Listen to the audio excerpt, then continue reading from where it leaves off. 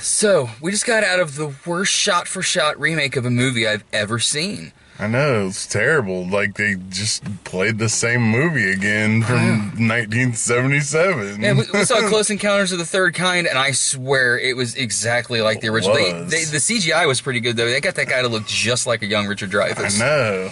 Like, I don't know who that actor was, but they did a really good job with that. Yeah, he sounded just like him, too. I know. It's better than that Star Wars CGI.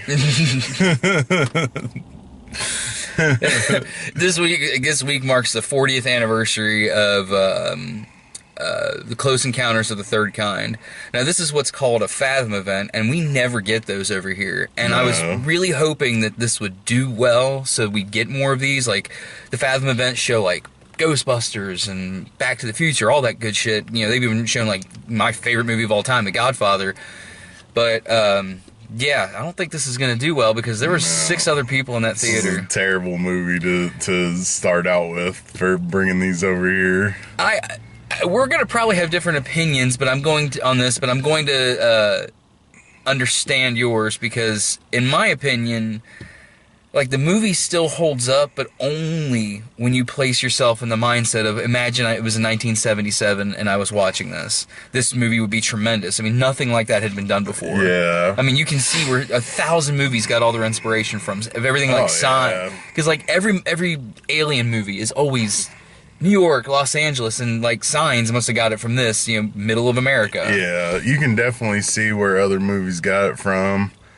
But, my God, any nostalgia that I had for this movie is long gone. I'm going to go home and set my fucking copy on fire because this was the worst movie I've ever seen. It was so god-awful. I'll say this, I still enjoyed the movie because I watch movies, like, 2 different ways. Like, I watch the movie itself, and I kind of, like, think about the filmmaking and all that. And as far as, like, being in 1977, I'd say you can really see where Steven Spielberg had ideas he wanted to use in this, and that's why he made Poltergeist. Yeah. Because there are so many elements that, like, this and Poltergeist could have been almost the same movie. God, I enjoyed the visuals still of the spaceship and stuff. You know, that, I guarantee that blew people's minds back in 1977. Mm-hmm. But the rest of the movie, this is just everything that you don't do in a movie. There's no story, there's no plot, there's no resolution, there's nothing. Like, it's just, hey, look, some aliens came. That's it. That's the movie. Look, some aliens came. That's it. There's nothing else to the goddamn movie. It's a pile of fucking horse shit.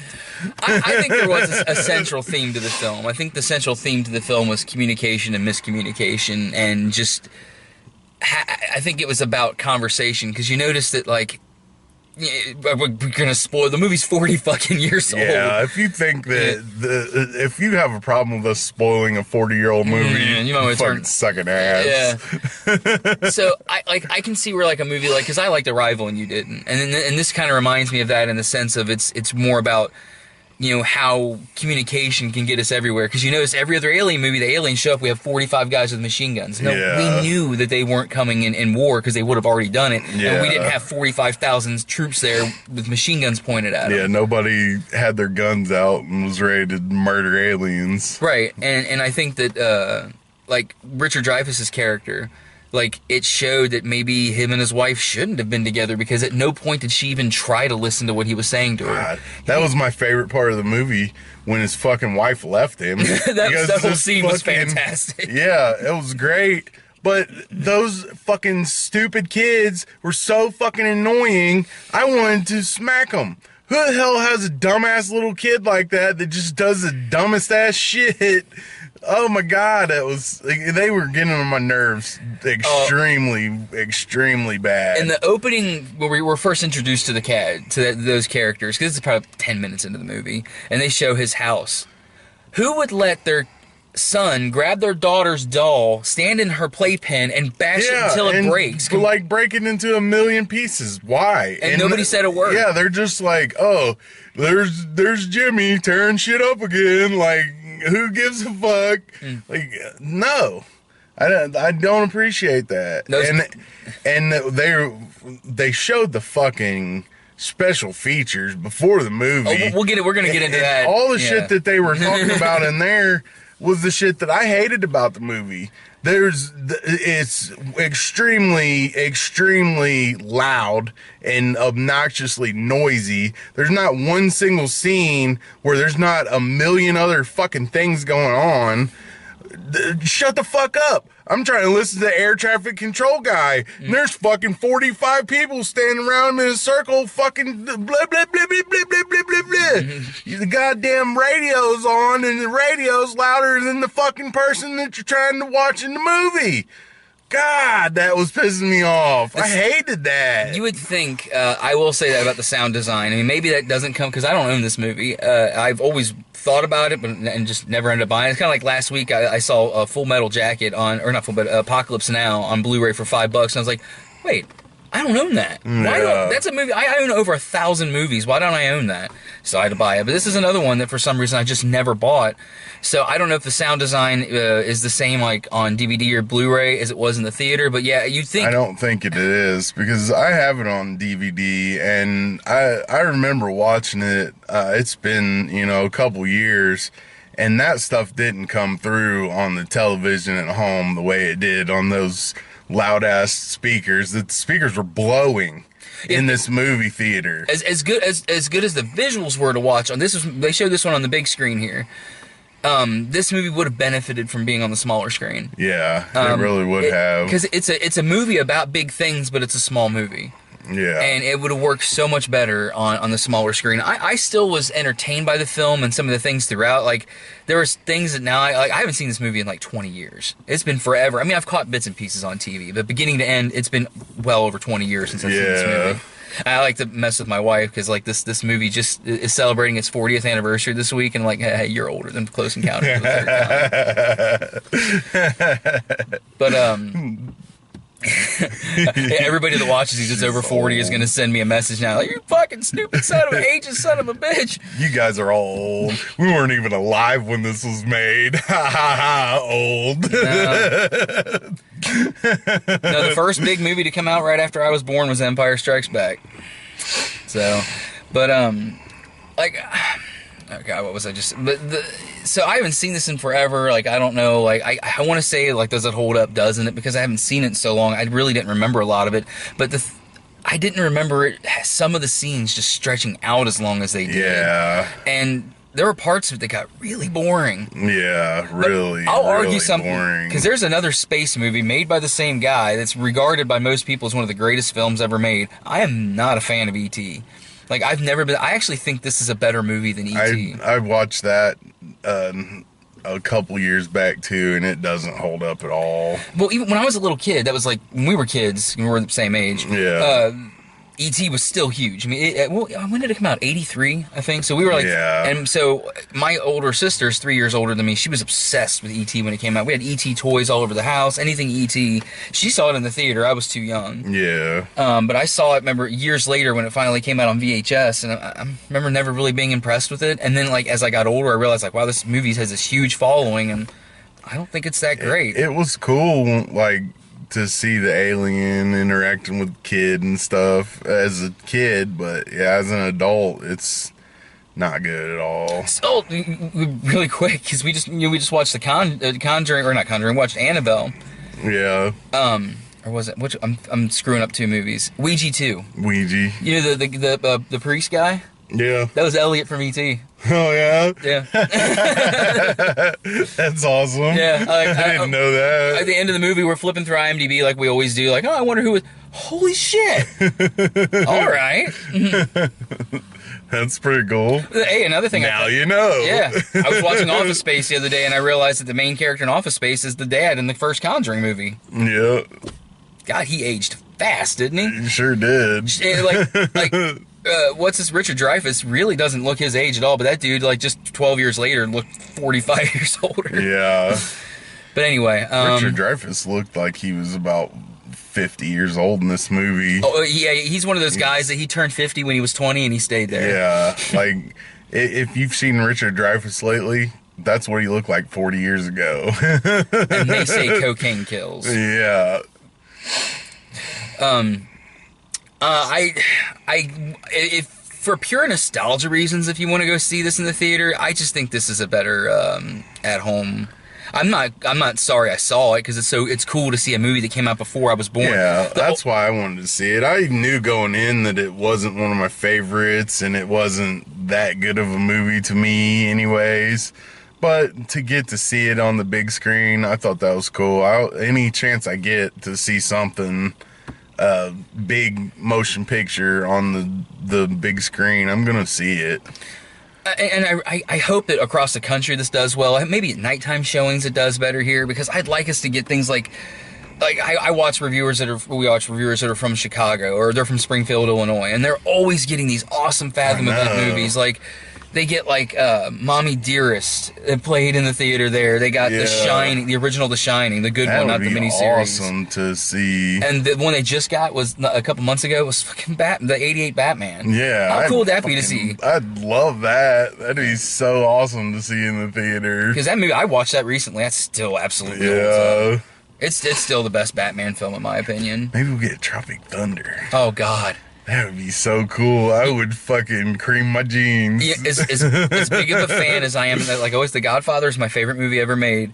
But man, the one I would love to see in the theater. I don't care what people think, is The Princess Bride. I want to see The Princess. That's one of my 5 favorite movies ever made. Princess Bride is like number 5. That would be super awesome. Seeing that on the big screen would be so cool.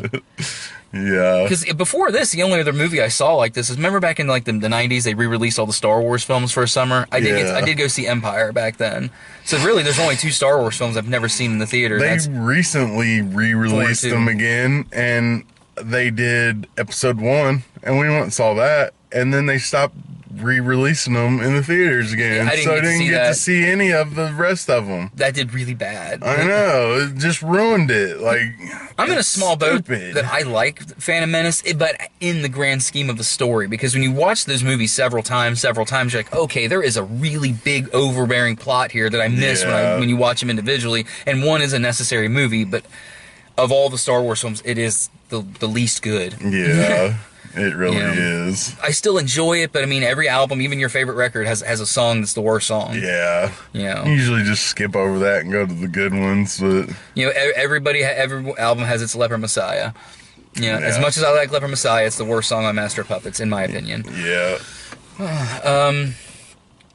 Like I said, I mean, I still enjoyed it, but I can see why somebody didn't.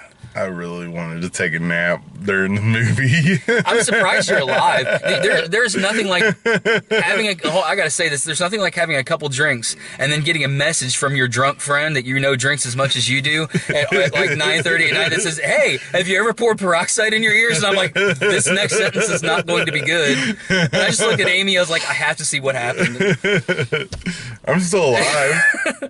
It really makes your ear feel funny if you pour peroxide in it. But my ear, I was starting to get an earache, and so I've heard that you can do that and not die. That's the only reason I did it. I'm sure you can inject meth right into your ball sack and not die, but I'm not going to do it today. Probably a pretty good buzz. Yeah. But if I already told you have 6 months to live, I'm shooting heroin right in my eyeball. Yeah, just right in the middle. You don't need to see anymore. No, you got 6 months to live. Like, make sure you do your good eye, so you can be extra blind. Hell yeah. I'll still run into be walking into walls. What do you expect? I have 6 months to live. I'm on crack. So the French guy. I know you were getting pissed in the theater. Man. If they, just subtitles. Just give us subtitles. First of all, why do you start out finding planes in Mexico, but the fucking Mexican police are speaking French for some reason? And then you got to deal with a French guy the whole time. And the asshole slipped up and he's speaking some English at the start of a sentence and then switches over to French like, oops, shit, I forgot. I'm supposed to be speaking entirely in French. Fuck you, French guy. Well, here's what I hated about that. If you're French, you can fucking suck a dick. I mean, we had to hear. We could have just used subtitles, and we didn't. The French guy would say something, and then the guy would say it again. So you had so much time spent with the interpreter just saying, "Well, here's what he's saying. Here's what." But half the shit that the French dude was saying was stuff the other guy already know. He didn't need him to tell him in French. The French guy was totally pointless to the movie. He should have just not even been there. Well, he served one purpose, and that was get on my nerves. No, we needed a character that was working for the government, that was sympathetic to the people who saw the alien sighting, and he saw Richard Dreyfuss leaving and didn't say anything. Yeah. And so he knew he was up there. And when he came down, and he never said, "Hey, he's not supposed to be here." He was there to be the human. Yeah. Why do you have to be French? That could have been just a regular guy. He didn't need to be French. It was just pointless. But I mean, like in parts of the movie, there's subtitles and there's not. It's like I hate when people run like. There's some scenes in movies that are funny because they're funnier because you don't understand it. But a movie like this where we're getting exposition dialogue, you need to know what's going on. You need subtitles. I wanted to know what all those guys were freaking out about at the beginning.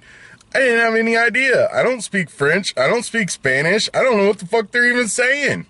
Then all of a sudden, here's some airplanes. Oh, that must have been what they were talking about, I guess. They might have been talking about the burritos they were going to have for dinner.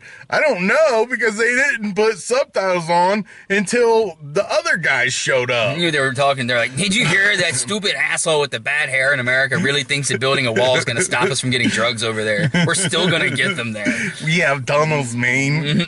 We know how to fly airplanes." And we all know the government's the ones really bringing that stuff in. Probably. Jump for the snipers. They're like, the windows are fogged. Yeah, for the first time ever, it's like pouring down rain out here, so we actually are comfortable in the car. And I know, it's not hot, not like pouring sweat or anything. It's pretty nice. It's almost wintertime. It's gonna fucking suck. This winter's gonna probably be pretty bad, considering how shitty the summer was. Well, August is supposed to be the hottest month. It's been almost cold. So winter's gonna hit us anytime. We're gonna get 14 feet of snow. You're all gonna die because you don't even know how to drive in the friggin' sunshine. You're bunch gonna, of assholes. And when that happens, you're still gonna have the people like, "There's no such thing as climate change." There's no climate change. Look, there's no global warming. It's snowing outside. You ever want to watch something funny about that? Watch the Penn and Teller's bullshit episode on that, because they're like, we have an unpopular opinion on global warming. We don't know. They're like, we're not sure. We're still doing science. Quit denying it, but quit saying it's absolutely true. And like, they absolutely received death threats over that. Oh, I bet. They did that episode on the Bible is bullshit, where they just destroy. I think you watched that one with me. Yeah. They just destroyed everything about, and they were like, we almost got no death threats over that. Like, we got a few, but like, it wasn't that bad. But when they said that about global, oh god, yeah, that was like, don't say that stuff. Yeah. Don't watch things that are gonna offend you just to be offended. That's why in my house there's two stations the news never goes to. I don't like my news lying or guilting me, and I don't like my news scaring me, so we do not watch MSNBC and we do not watch Fox in my house. Yeah. We read our news. They're just the worst. All news are liars. If you work for the news, fuck you. Unless you want to give one of us a job doing reviews on your show, then we love you news. We love you news. We'll drop to our We were knees. just kidding. Well, I will say we'll do trailers real quick, but there was only one new trailer, and I forgot what it was, and then like right after you asked me, I remembered, like, because we had the same old trailer for Star Wars. At least it's been a while since we got it. Yeah, we haven't seen it for a while, so I wasn't too pissed off about that. A Justice League trailer that was a slight bit different than the one before. There was like a couple little scenes added in. Yeah, There definitely feels there's really even good. more Wonder Woman added to the trailer. Yeah. What else? There was one other trailer for something that we got in trailers for a million times, and then there was this movie. It looked not that great, but I might see it just because it's got Liam Neeson. It's Liam Neeson playing the deep throat guy from the whole Watergate scandal. It's all about the Watergate. And that looks like they're really over dramatizing that, and like, I don't know, like there's some biopics I can't wait for, like that Winston Churchill one, can't wait. But this one, I don't know.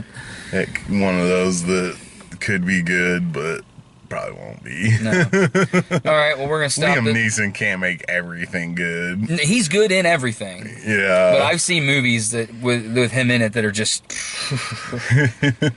He's been in some shit movies. But then again, he's been in some really good movies that, like, almost nobody heard of. You ever bring up the movie Unknown? People are like, I've never heard of that. I'm like, it's a really damn good movie. Every movie he's in is Taken.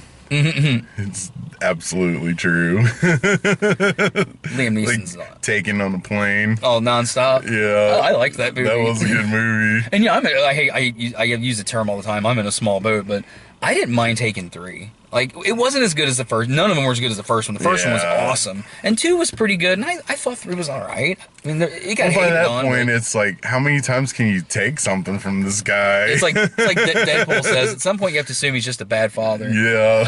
Oh, speaking of bad parents, there's another thing, a comment about the movie I want to make that I noticed in the film. There's a scene where it shows there's a woman who gets her kid taken from her by the aliens, and she's in her like what looks like she was in this really nice house, and all of a sudden it looks like she's in a seedy motel in like fucking Detroit. Yeah. And like all of a sudden the vacuum goes off, and I'm like, that's not the aliens. Look at your fucking house; it's just filthy. Yeah. I mean, my it's trying to clean itself. You know, maybe it's just because everybody I've ever met that's spent any time living in Indiana has an absolutely filthy house and is lazy. That's me. I waited for a while to make a joke about that. I kept that one in my head, like, I'm gonna remember that.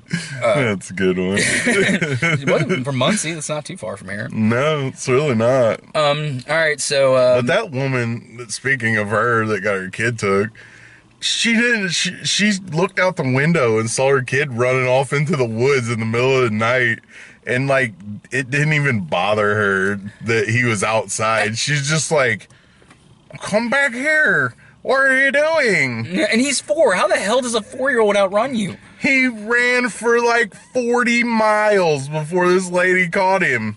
Like, how can you let your kid get away so easily? Like, she didn't even want that fucking kid. No, she didn't. She's like, he's gone. Oh, God.